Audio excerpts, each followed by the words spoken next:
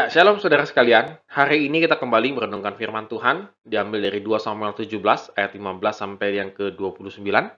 Saudara tetap membaca semuanya, karena saya akan membaca hanya beberapa bagian saja.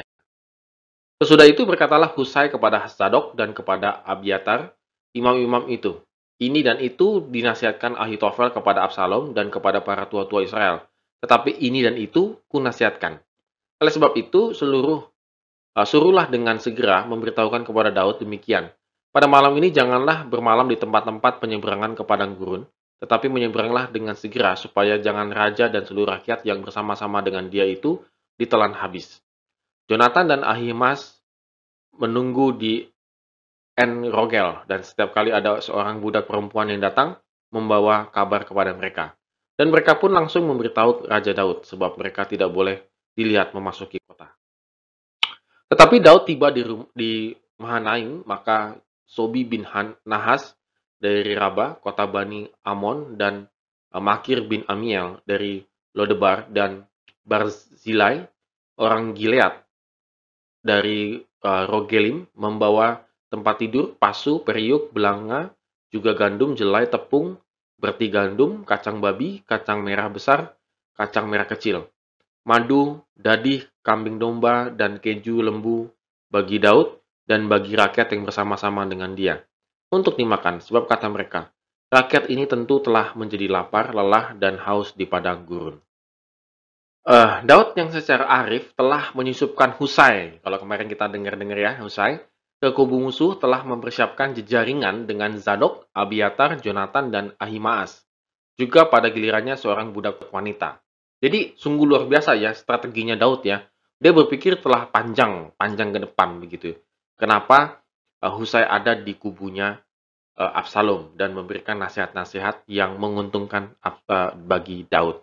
Nah, disinilah salah satunya nasihat-nasihat Husai yang sebenarnya menggiring untuk keuntungan daripada Daud. Dan tempat yang strategis pun perlu dipersiapkan. Jadi di mana akan bertemu untuk menyampaikan informasi dan lain sebagainya. Jangan sampai mereka terlihat masuk kota dan lain sebagainya. Itu telah disiapkan oleh mereka. Ketika Absalom mengetahui mata rantai yang tadi, maka ada tindakan yang sigap dan tepat untuk mengelabui lawan.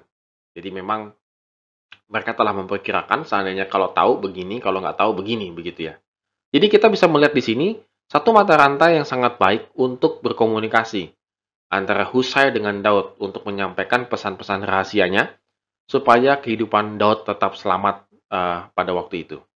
Sementara di sisi yang lain, Ahitofel yang dikecewakan karena nasihatnya ditolak Absalom bunuh diri. Jadi memang bukannya sekali dua kali mungkin Ahitofel nasihatnya itu ditolak oleh Absalom, maka dia merasakan di sini ku buat apa begitu ya. Akhirnya dia malah bunuh diri. Hal ini malah semakin menguntungkan pihaknya Daud karena Husai lah yang menjadi penasihat tunggal daripada Absalom. Dan Absalom itu mengganti Yoab dengan Amasa, juga merupakan bagian daripada Daud. Jadi ya memang ini ganti-menggantinya malah menguntungkan kubunya Daud. Dan sementara beberapa tokoh yang seharusnya dapat dimanfaatkan oleh Absalom, malah memihak Daud dan membantu Daud dan kelompoknya. Di ayat 7 sampai dengan 29 kita bisa lihat itu. Nah, saudara, ini bagi saya adalah Tuhan ini sedang bekerja menjalankan rencana dan kehendaknya. Artinya ini adalah grand design-nya Tuhan. Ketika Absalom memilih Husai dan lain sebagainya, ini seperti kayak dirancang oleh Tuhan bahwa memang nantinya Absalom itu akan jatuh suatu saat nanti. Nah, saudara, kita bisa melihat di sini ada turut campur Tuhan dalam kehidupan Daud. Walaupun Daud ini berdosa, tetapi untuk menjatuhkan Daud, membunuh Daud, bahkan membunuh Daud, itu bukan kehendak Tuhan. Sehingga Tuhan merancangkan supaya Daud itu jauh daripada maut. Dan di sini kehebatnya daripada Tuhan kita. Saudara, pekerjaan menyelamatkan Daud dan tahtanya itu melibatkan banyak orang dengan fungsi yang berbeda-beda. Ada penasihat kerajaan, rohaniawan, hamba, pemimpin kota, orang kaya, dan orang awam. Mereka adalah teman, mantan musuh, anak teman, keluarga, dan orang asing bahkan. Kita bisa melihat di sini dari mana grand design ini bisa didapatkan. Mengapa mereka tergerak hatinya untuk membantu Daud? Bukankah Daud adalah dalam posisi yang tidak menguntungkan? Saya yakin ini adalah turut campur tangan Tuhan dalam kehidupan Daud. Pada waktu yang tepat, Tuhan menempatkan mereka di posisi yang tepat pula sehingga misi itu berhasil. Saudara, kalau kita boleh renungkan dari peristiwa ini, dari bagian firman Tuhan yang kita baca ini, kita jangan terlampau khawatir. Karena Tuhan itu memang merancang, ada satu rancangan yang baik dalam kehidupan kita. Yang penting adalah hidup kita ini yang harus semakin bertobat, semakin sesuai dengan kehendak Tuhan. Daud memang melakukan kesalahan, tetapi dia bertobat, sehingga nyawanya itu tidak terancam. Itu janji Tuhan.